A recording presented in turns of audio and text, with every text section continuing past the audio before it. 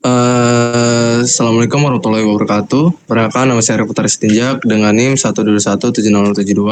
Di sini saya sebagai moderator dari kelompok 7 RA dari mata kuliah mesin konversi energi, yang dimana saya akan mempresentasikan terkait dengan judul full cell untuk transportasi, yang dimana kelompok saya terdiri dari saya sendiri, Reputar Sitinjak dengan NIM 1217072. Selanjutnya adalah Slavesania Siregar dengan NIM 122170106. Selanjutnya ada Wesley Roni Islamanulang dengan NIM 121700059. Muhammad Aidil Hafiz Siregar dengan NIM 123170015. Mario Samuel Simamora dengan NIM 121700103. Dika Alfiansah dengan NIM 123270036. Ahmadi dengan NIM 123170068. Dani Pasca Purba Siombing dengan NIM 123170095. Muhammad Nurrohim dengan NIM 123170027. Selanjutnya untuk slide selanjutnya. Next. Nah, untuk pengenalan terkait full cell akan dibacakan oleh kawan saya. Baik, untuk yang pertama pengenalan full cell. Full cell itu sendiri merupakan perangkat elektrokimia yang dimana berfungsi mengubah energi kimia dari hidrogen menjadi energi listrik secara langsung, yang dimana prosesnya itu melalui reaksi dengan oksigen tanpa melalui proses pembakaran. Yang dimana proses kerjanya full cell menghasilkan listrik untuk menggerakkan motor listrik kendaraan dengan produk samping utama berupa air dan panas. Karena itu full cell dianggap sebagai salah satu teknologi transportasi ramah lingkungan yang mempunyai potensi besar dalam mendukung pengurangan emisi gas rumah kaca dan pencemaran udara. Next. Baik, selanjutnya adalah komponen utama. Sistem fuel cell pada kendaraan terdiri dari beberapa komponen utama yang saling mendukung dalam menghasilkan energi listrik. Komponen pertama adalah tangki hidrogen yang digunakan untuk menyimpan hidrogen bertekanan tinggi sebagai bahan bakar utama. Komponen kedua yaitu fuel cell stack yang merupakan inti dari sistem fuel cell, karena di dalam bagian ini terjadi reaksi elektrokimia yang menghasilkan listrik. Selain itu terdapat motor listrik yang berfungsi mengubah energi listrik menjadi energi gerak untuk menggerakkan kendaraan. Sistem fuel cell juga dilengkapi dengan baterai sebagai penyimpanan energi tambahan dan power control unit yang berfungsi sebagai distribusi energi listrik ke seluruh sistem kendaraan. Semua komponen tersebut bekerja secara terintegrasi sehingga kendaraan dapat beroperasi dengan efisiensi dan ramah lingkungan. Lanjut.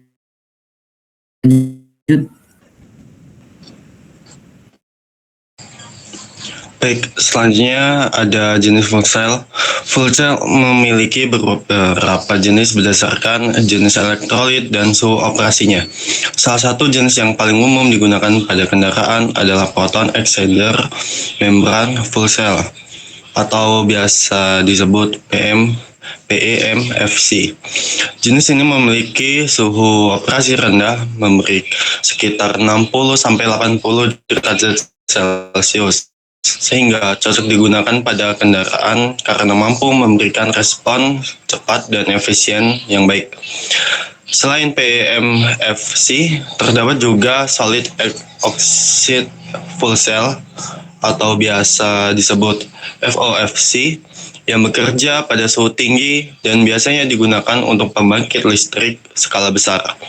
Jenis lainnya adalah alkaline fuel cell AFC yang baik digunakan pada teknologi luar angkasa serta molten carbonate fuel cell MSFC yang digunakan pada sektor industri. Dari berbagai jenis tersebut, PEMFC memiliki teknologi yang paling berkembang untuk aplikasi transportasi modern. Oke, bisa untuk di next. Selanjutnya ada tantangan dan perkembangan. Meskipun memiliki banyak keunggulan, teknologi fuel cell masih menghadapi beberapa tantangan dalam pengembangannya. di mana salah satu kendala utama adalah biaya produksi yang masih cukup tinggi, terutama pada material katalis dan fuel cell stack. Selain itu, infrastruktur pengisian hidrogen masih sangat terbatas sehingga penggunaan kendaraan fuel cell belum dapat dilakukan secara luas. Penyimpanan dan distribusi hidrogen juga memerlukan teknologi khusus karena hidrogen bersifat mudah terbakar dan memiliki tekanan penyimpanan yang tinggi.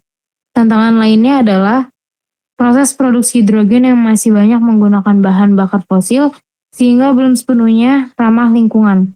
Oleh karena itu, pengembangan teknologi industri hidrogen hijau menjadi fokus penting dalam pengembangan fuel cell di masa depan.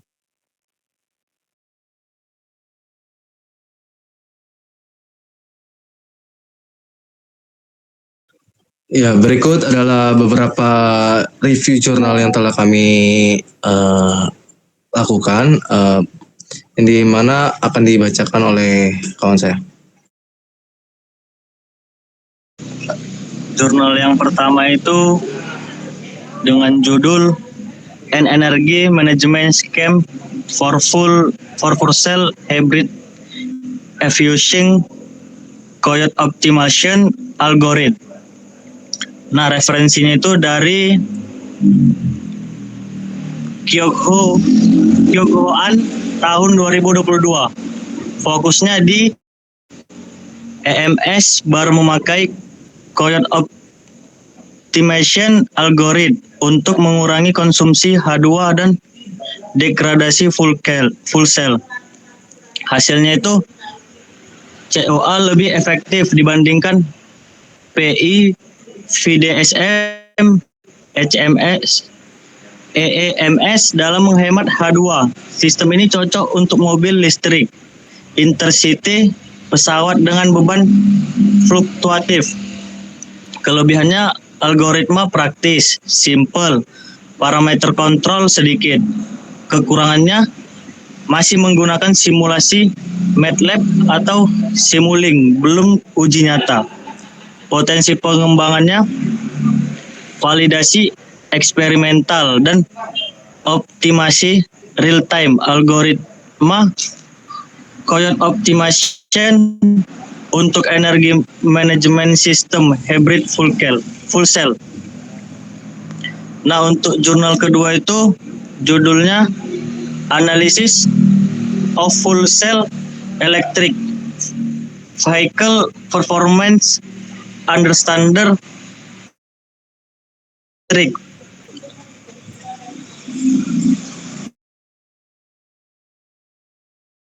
Untuk penjurnalnya itu ada Parang Biswas, dibuat pada tahun 2025. Fokusnya karakterisasi performa fuel cell electric vehicle pakai. Hasilnya itu performa fuel cell berbeda dengan baterai, jadi protokol uji BFE perlu diadaptasi, fokus ke PEM visi karena respon cepat. Kelebihannya memberi data uji performa VCEV yang lebih akurat dan spesifik. Kekurangannya masih berfokus pada karakterisasi ke lab, belum uji jalan nyata skala besar. Potensi pengembangan protokol uji performa VCEV untuk kondisi jalan urban Indonesia. Next.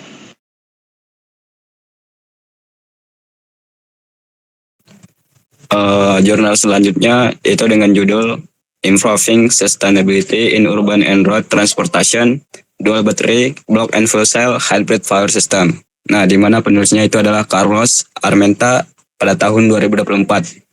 Di mana dengan fokus sistem hybrid dual battery Li-ion plus fuel cell untuk kendaraan listrik perkotaan, di mana hasil dari jurnalnya adalah efisiensi naik sebesar 31,4% dibandingkan sistem tunggal.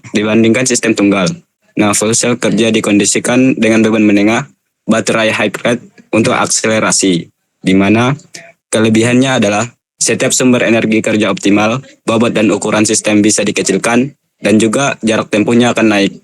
Di mana kekurangannya adalah sistem kontrol jadi lebih kompleks, butuh manajemen data yang canggih.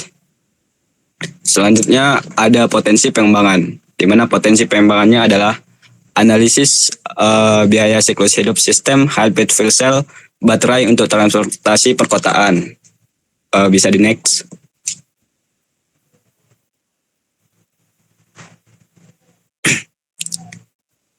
Kemudian jurnal yang kedua dengan judul Lifetime Extend and Energy Management Strategy for Fuel Cell Hybrid Electric Vehicles via Self Learning Fusi Reinforcement Learning. Nah, di mana penulisnya itu adalah Liang Guo di tahun 2022 dengan fokus mengurangi konsumsi hidrogen, umur baterai, dan perpanjang umur fuel cell dengan ngurangin frekuensi start-stop fuel cell. Di mana metode yang diusulkan terbukti efektif di platform simulasi Python dengan model gratis, jadi tidak butuh modeling sistem fuel cell yang ribet. Untuk kekurangannya masih level simulasi dan juga belum ada validasi di hardware real time. Di mana potensi pengembangannya itu adalah implementasi fusi Q-Learning untuk EMS VCIV adaptif pada siklus berkendara urban Indonesia.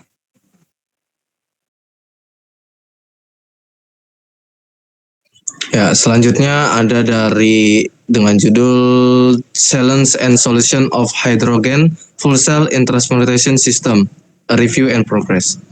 Yang dimana penulisnya adalah Fakhridain tahun 2023. Yang dimana fokusnya itu meninjau penerapan fuel cell hidrogen pada berbagai moda transportasi seperti sepeda, motor, mobil, bus, kereta, hingga pesawat. Yang dimana hasil yang didapat yaitu berupa fuel cell hidrogen memiliki efisiensi tinggi, emisi hanya berupa air dan panas, serta berpotensi menjadi sistem penggerak utama transportasi masa depan. Kelebihannya yaitu adalah cakupan transportasi sangat luas, membahas tantangan, solusi, dan prospek penerapan HFC secara komprehensif. Dan kekurangannya adalah lebih banyak bersifat deskriptif review dan belum membahas secara mendalam analisis ekonomi serta strategi implementasi global.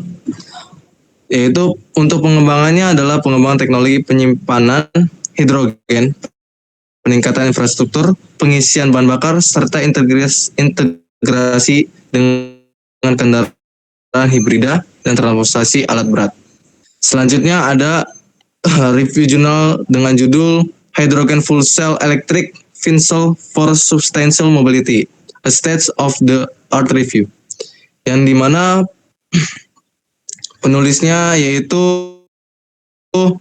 Kumar tahun 2026, yang dimana hasil yang didapat yaitu meninjau FCEV secara menyeluruh mulai dari produksi hidrogen, penyimpanan, distribusi, integrasi kendaraan hingga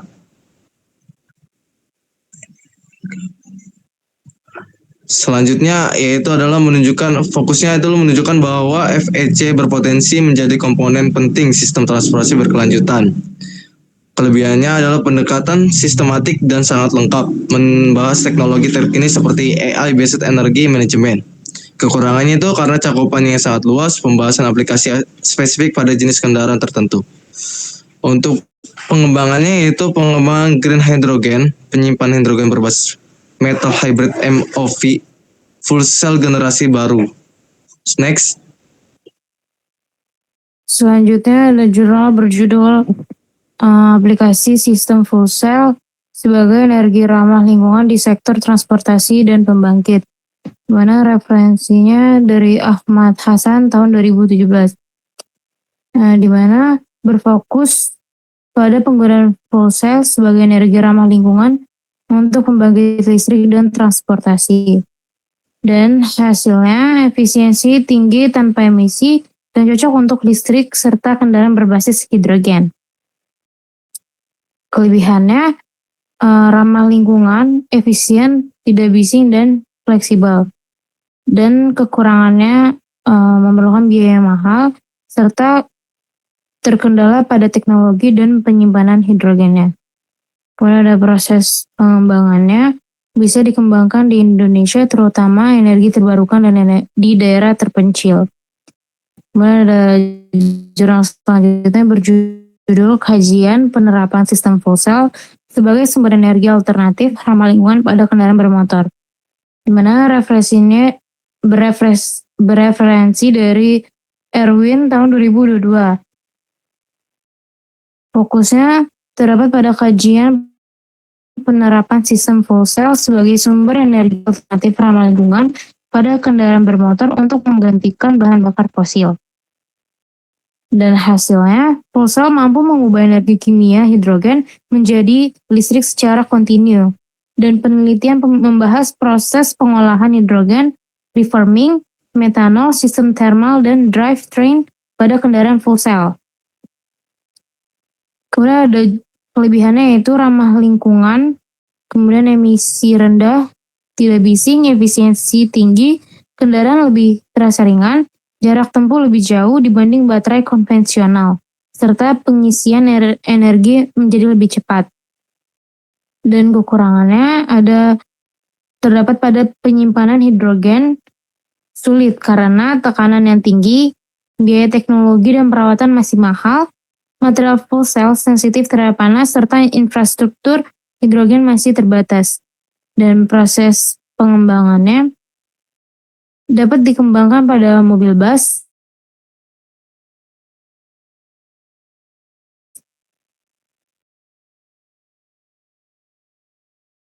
kapal, pembangkit hidrogen, manajemen, juga berpotensi meningkatkan efisiensi serta daya tahan fuel cell.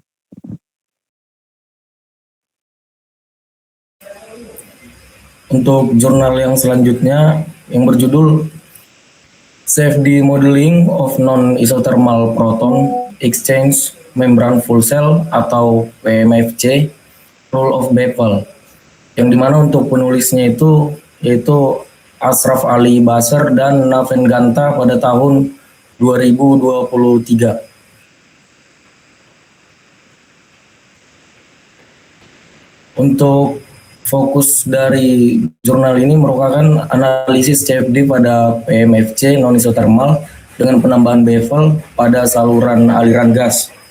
Untuk hasilnya yaitu penambahan bevel meningkatkan konversi hidrogen dan oksigen dan meningkatkan performa distribusi panas dan arus listrik pada fuel cell.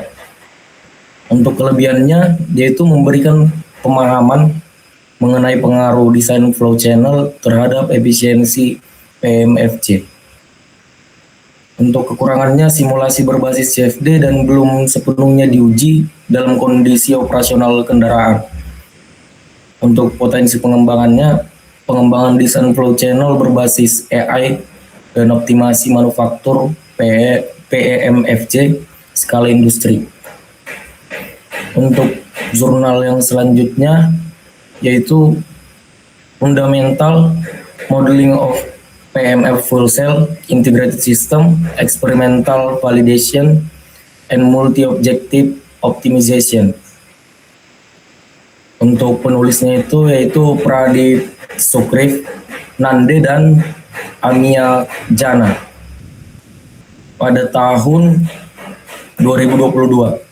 Untuk fokus dari jurnal ini yaitu pemodelan di sistem PMFC terintegrasi dengan kompresor, humidifier, cooler, dan manifold.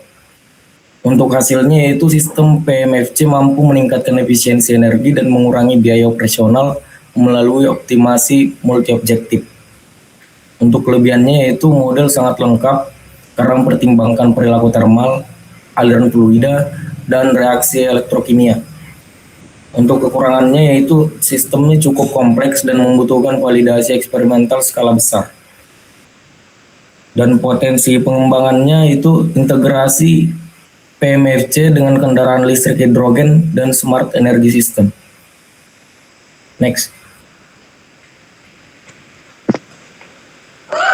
Untuk selanjutnya yaitu penulisnya Olivier Betok pada tahun 2020. Teknologi berfokus pada teknologi kendaraan hidrogen fuel and cell, VCV, efisiensi energi dan sistem hidrogen. Kemudian hasilnya VCV memiliki efisiensi tinggi, emisi rendah, dan jarak tempuh lebih jauh dibanding BEV. Kemudian kelebihannya, pembahasan lengkap menjelaskan prinsip kerja dan efisiensi secara detail. Untuk kekurangannya, infrastruktur hidrogen terbatas dan biaya material masih mahal.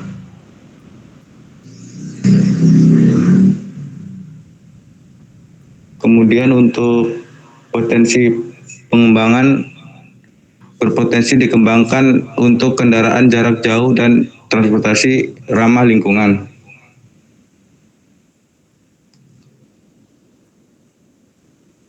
Dan kemudian ada jurnal yang kedua yaitu berjudul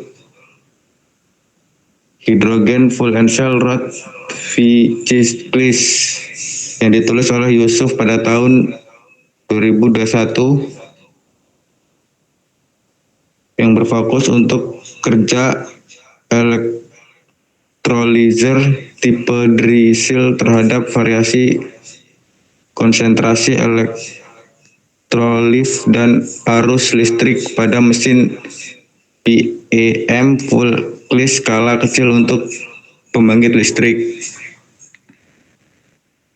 Kemudian hasilnya penelitian menunjukkan bahwa variasi konsentrasi elektrolit dan arus listrik mempengaruhi produksi hidrogen pada PMV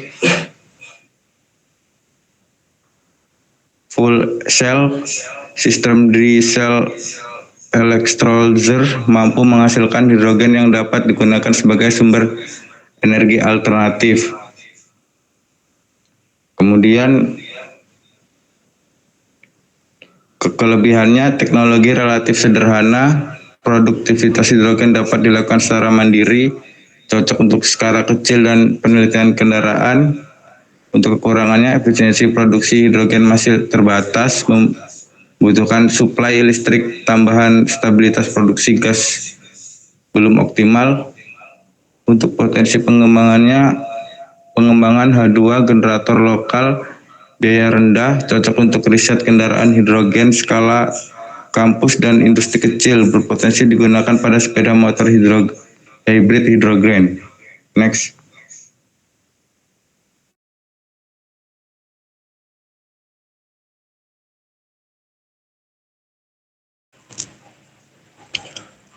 Selanjutnya dari Muhajir 2026 yang berfokus pada merancang sistem proton exchanger membran full cell sebagai sumber energi alternatif untuk mobil listrik, khususnya pada kendaraan Nissan Leaf S. Menyatakan bahwa sistem PEMFC layak digunakan sebagai sumber energi kendaraan listrik yang efisien dan ramah lingkungan. Kelebihannya, menjelaskan desain sebagai proton exchanger membran full cell pada mobil listrik, serta menggunakan simulasi MATLAB Simulink sehingga hasil penelitian terlihat lebih realistis dan mudah dipahami. Untuk kekurangannya, terdapat penelitian masih berupa simulasi dan belum diuji langsung pada kendaraan nyata. Pengembangannya terdapat sistem full cell dapat dikembangkan dengan meningkatkan efisiensi start, memperbesar kapasitas daya, serta mengkombinasikan dengan baterai hybrid agar performa kendaraan lebih stabil. Untuk jurnal selanjutnya berasal dari Yihen Wang yang fokus utamanya bikin strategis emisi pakai deep Q-learning. Diuji pakai siklus gabungan UDDS ganda atau double DQN membuat mengatur pembagian daya antar fuel cell dua baterai, fokusnya mengurangi degradasi fuel cell plus jaga konsumsi hidrogen.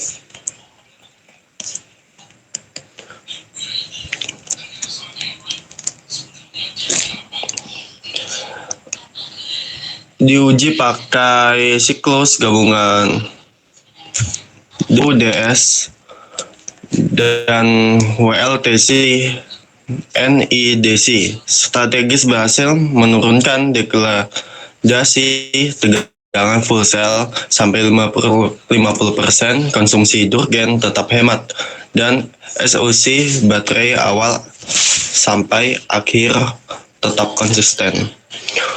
Untuk kelebihannya yaitu pakai DDQL biar training lebih stabil, serta konvergen dibanding DQL biasanya nggak perlu model sistem full cell yang rumit. Untuk kekurangannya ada masih bersifat simulasi, belum diuji secara real time di hard file. Performa tergantung pada siklus latihan. Siklus nyetirnya jauh berbeda, perlu adaptasi, perlu dilatih secara ulang.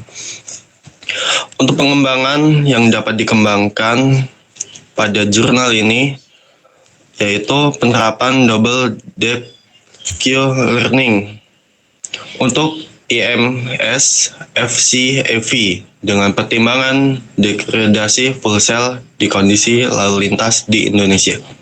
Boleh dilanjut kepada rekan saya. Baik, untuk jurnal selanjutnya yaitu berjudul Development in the Fuel Cell Technology in the Transport Sector, Current Challenge and Development. Yang nama penerbit yaitu Al-Sawad tahun 2015. Fokusnya yaitu membahas perkembangan teknologi proton exchange membrane fuel cell pada sektor transportasi sebagai sumber energi yang lebih ramah lingkungan dibandingkan mesin. Pembahasan dalam jurnal ini menjelaskan berbagai tantangan yang masih dihadapi. Untuk hasilnya, jurnal ini membahas perkembangan teknologi proton exchange membrane fuel cell yang paling banyak digunakan pada kendaraan transportasi modern karena ukuran kecil, efisiensi tinggi, dan temperatur operasi rendah.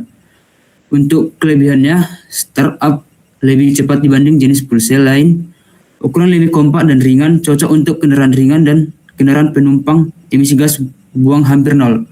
Dan untuk kekurangannya, memerlukan hidrogen dengan kemurnian tinggi, umur katalis masih terbatas, harga material, membran, dan platinum mahal. Dan untuk potensi pengembangan katalis non platinum agar biaya lebih murah, model simulasi PMFC yang lebih akurat untuk meningkatkan umur pakai efisiensi sistem pendingin dan kontrol kendaraan fuel cell.